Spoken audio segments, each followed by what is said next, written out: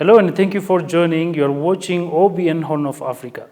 This is weekly program special edition and I'm your host Fantaun Bellete. This is the second episode of our discussion with Dr.Yonas Adaye, Commissioner of Ethiopian National Dialogue Commission. Till the end of our discussion, stay with us. What do you recommend opposition parties, the Commission, the government and other stakeholders do to make this national dialogue a success? Thank you. As you can see, Ethiopian government, as everyone can see, from the very outset, deciding to set up a national dialogue itself is a commitment. That's number one. Then with that commitment, not only building institution, but also allocating money as requested, seems to be a witness, even though it is people's money, but the government willing to share it. This is political agenda, by the way. So that's great. Secondly, whenever there is a need for dialogue process to succeed, and when the commissioners would ask any questions, particularly security provision, any challenging issues, such as guaranteeing those people who disagree with the government, for instance, the government had never said no. And some people even ask us when we start dialogue, do you think I will not be put into prison for the ideas I'm speaking? And we tell them that you will not be put into prison because we were given guarantee. And definitely and people really, not only opposition parties, but people, even if there are ruling parties, expressing their discontent and dissatisfaction openly to the media as well. That creates democratic culture, by the way. Disagreements peacefully when they express with the intention, with a positive intention, with the intention of building a better society, dialoguing society, discussing society, debating society, coming and getting the common truths, and then building resistant Ethiopia, strong Ethiopia. I think that's a very good starting point.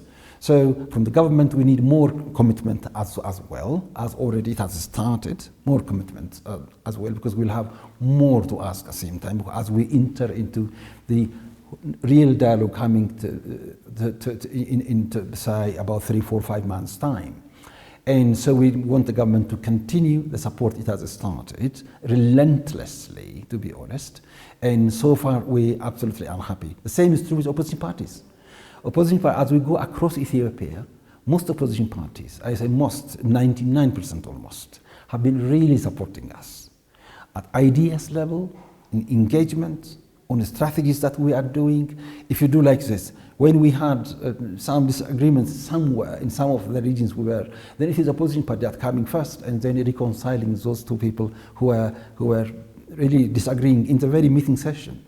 They were providing some exemplary activities in building of the nation. So we are very happy. Still, we need opposition parties to come forward as they have started, even to continue relentlessly against their very support.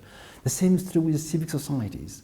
They really are engaged very well, contributing almost in every term by teaching people why dialogue is important in Ethiopia today.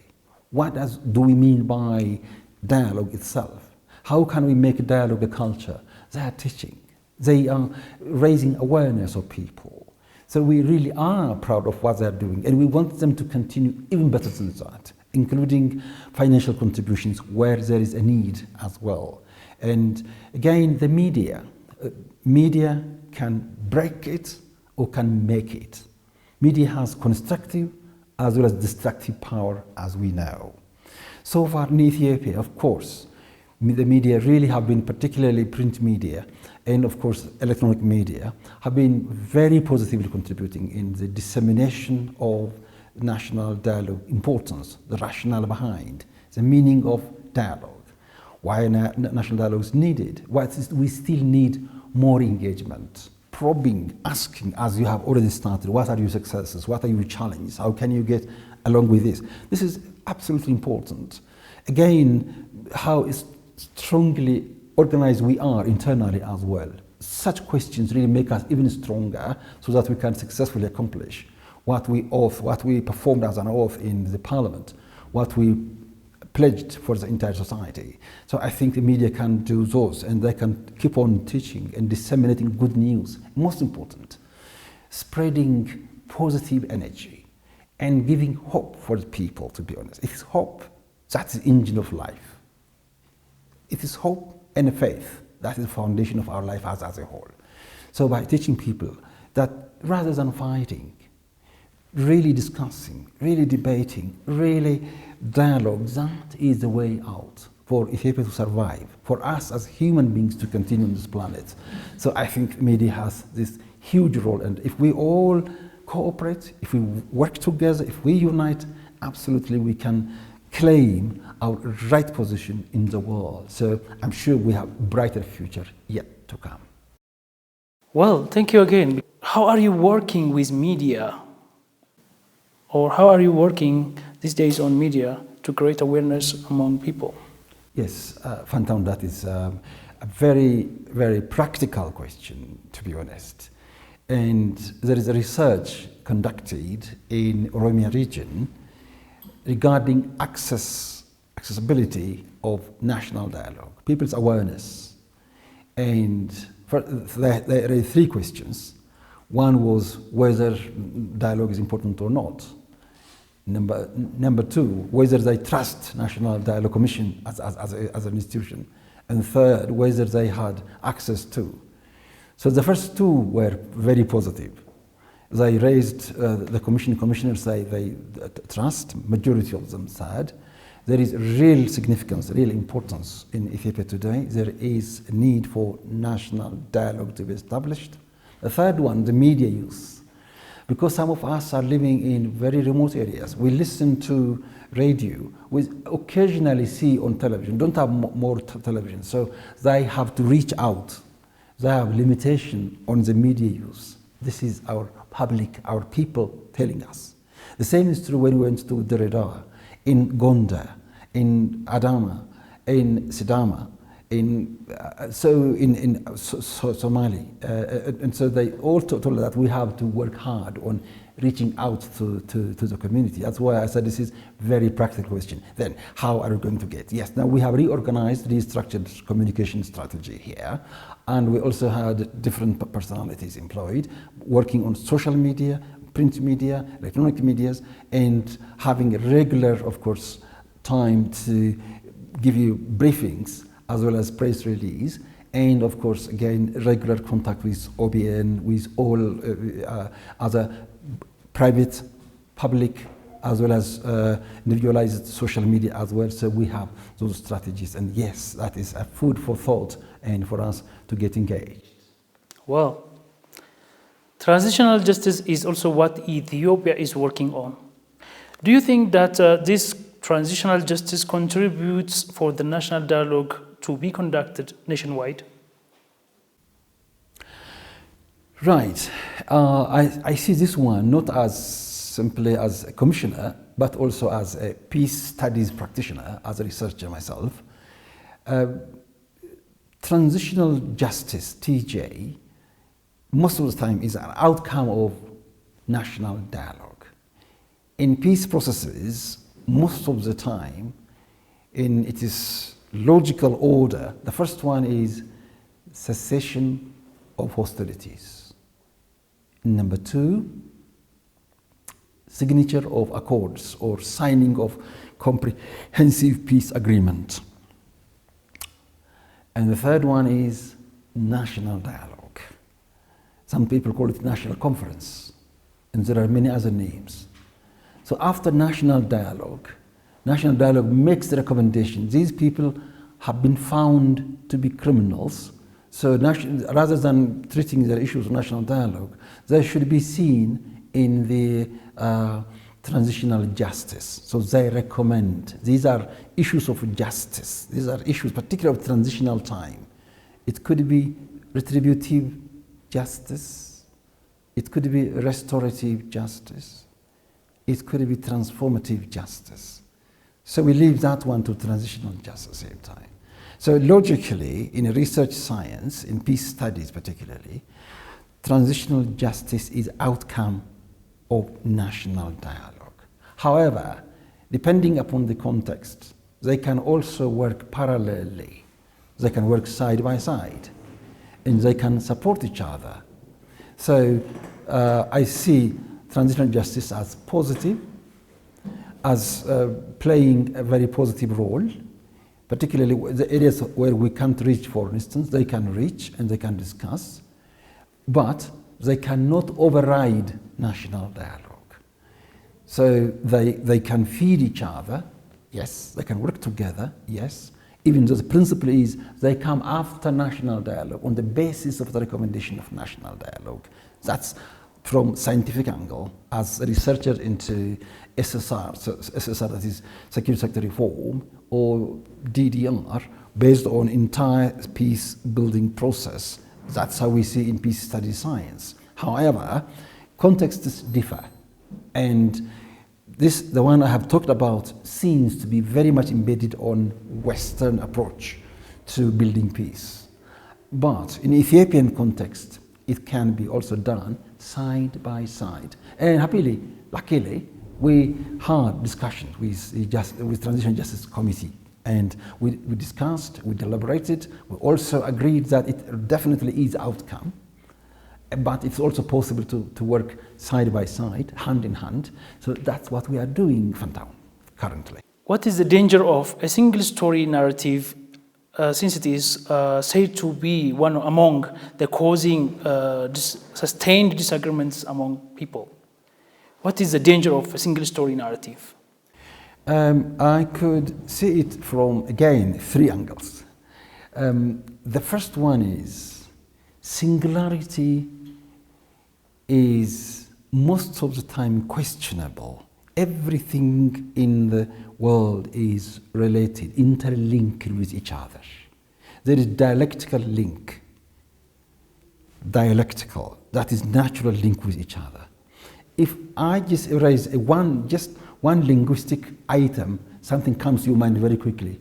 If I said male, what comes to your mind is female. If I said husband, wife comes out, boy, girl, life, death, water, fire. You can see the link natural in our mind at the same time. So this singularity idea, most of the time, is extremely dangerous. It really requires serious thinking. The mistake here, the first one, is the singularity idea itself. Most of the time takes you to extremism.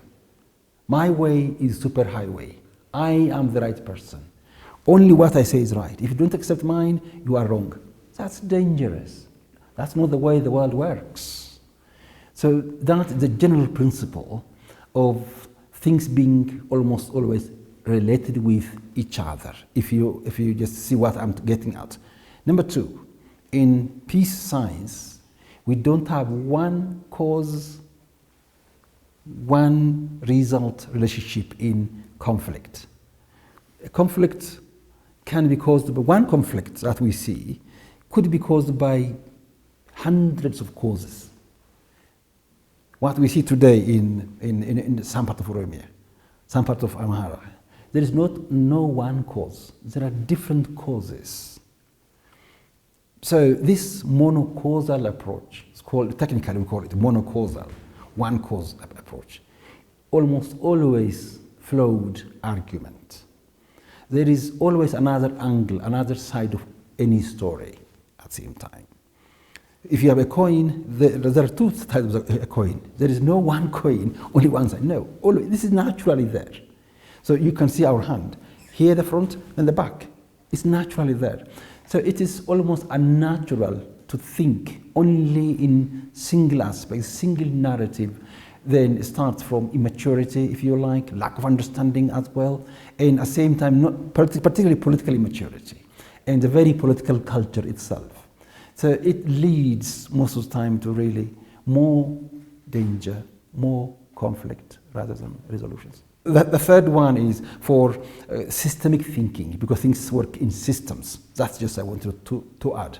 So I think this single narrative is almost always dangerous. It leads to hatred, sometimes even to fake news, sometimes to killing each other. For instance, if you look at what happened in Germany, Aryan race is super race in Second World War time. Aryan, that is blue eyes and blonde hair and white color, finally led to Nazism, honestly speaking, decimation of Jews as well. The same is true, single narrative in Rwanda. Tutsis have got better nose as compared to Hutus. So, because these descended from Ethiopia, these are there to lead, not others. So, those who are against these are cockroaches. This cockroach single narrative finally led to genocide, a very dangerous one. That's why, yes, I was focusing on, but I didn't like to the details of it, for it is extremely vast, and the time is not enough to cover all of it. All right.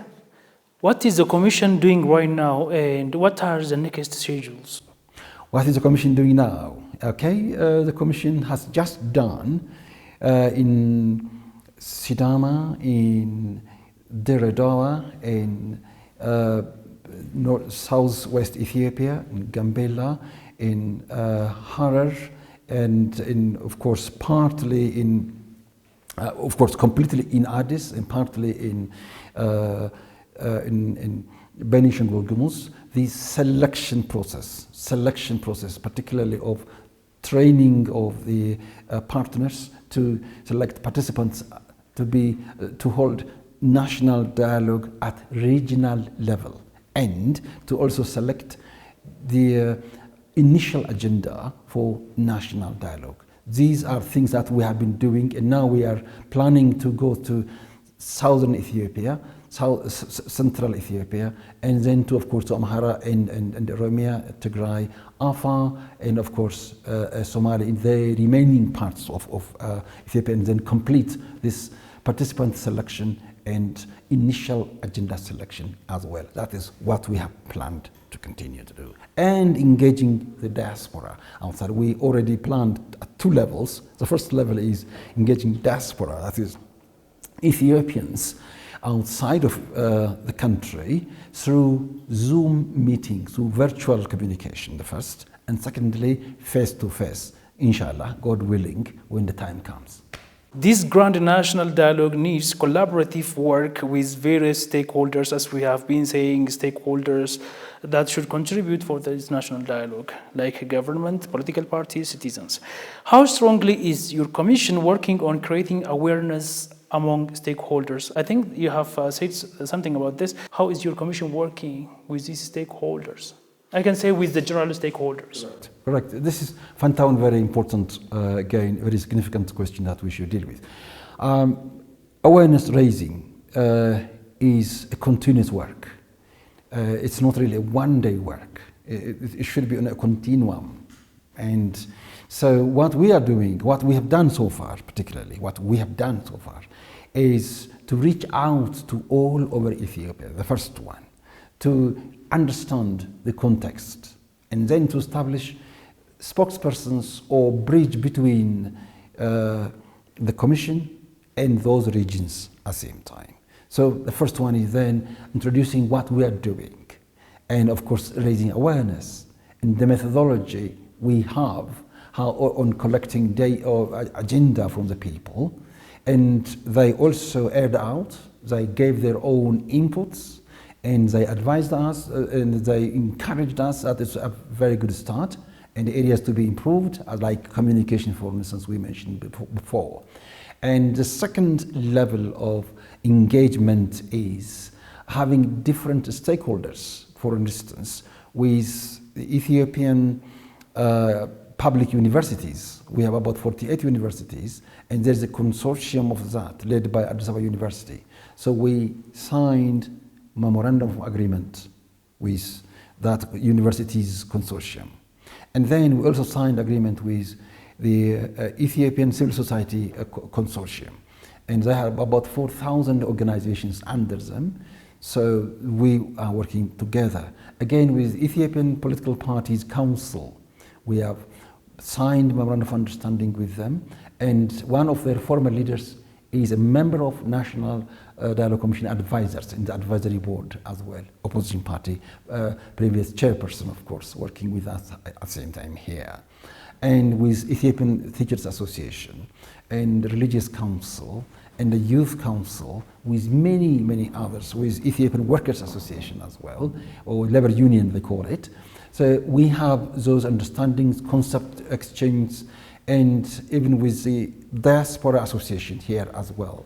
And so we had that awareness raising and of course also agreements and signature of those things. And they also are taking part in the selection process of the participants and agenda as well. So they are very much actively engaged. Same is true from the government with Ministry of Peace as well. We do not leave anyone behind because our principle is inclusive. It's all inclusive. So we are working in that mode of, yeah. How are you reaching them, and what is the role of the armed forces in making this national dialogue fruitful? This is an appropriate question, to be honest. Very appropriate. I was asked not once, not twice, maybe more than 10 times. Yes. The point is, if you just go back to, again, philosophy of science, before any action is taken, we start thinking the ideas first. Then ideas are changed into words. Words are changed into action. So the action, people who are action of fighting, they had people, another group of people who have the ideas they have at the same time. In other words, these fighting people have cause to fight and they claim to represent those people. So we go to those people who are not in the fighting field, but their ideas are represented. Therefore, we talk to these people, and these they are parents, or they are elders, or religious leaders, or civil society, because what matters most in life is ideas first, really ideas. If you control people's mind, you have controlled everything. Yeah. So it is a matter of mind, mind controlling, absolutely. So their ideas are represented by different people, stakeholders. So the time we talk to these people, we are almost indirectly talking to them as well. So what are their grievances? What is to be done? And that's really how we are engaging. And we just keeping on pushing that engagement as well. So it should be really clearly understood by all people that when we talk about inclusivity, we are mainly talking about inclusivity of ideologies, different perceptions, but different understandings. Once these ideas are addressed, then there is no need to fight as well. If you have any final message before we end this session, yes. You're welcome. Oh, okay. I very humbly, respectfully, and lovingly ask the entire people of Ethiopia and of the whole as a whole to really cooperate, to stand by us, to support us, so as to succeed in this endeavor, because this is a very rare opportunity in Ethiopian history, so as to resolve differences, to tackle the very causes of conflict that has been in this country through dialogue, through discussions, through talking, through conversation. So we really want everyone to support at whatever capacity they really have. And it can be through prayers, through advice, through telling other people to take part in the very dialogue process, and convincing others also. You see, peace by peaceful means is the best methodology of living peacefully, living peaceful coexistence. If we want, we all have dreams. The dreams are to get rich, to be better, to build better Ethiopia, not to be like Syria or Libya or other countries. So for us to be a really prosperous country, the best way for us is to come together and dialogue, dialogue, and dialogue. Thank you. Dr.Yonas Adaye, Commissioner of the National Dialogue Commission, thank you for your precious time and deep analysis. Thank you very much indeed again for the opportunity here. Thank you. Dear esteemed viewers, we have finished our discussion with Dr. Yonas Adaye, Commissioner of the National Dialogue Commission. I hope you have got answer from our discussion. Thank you for watching and have a blessed time.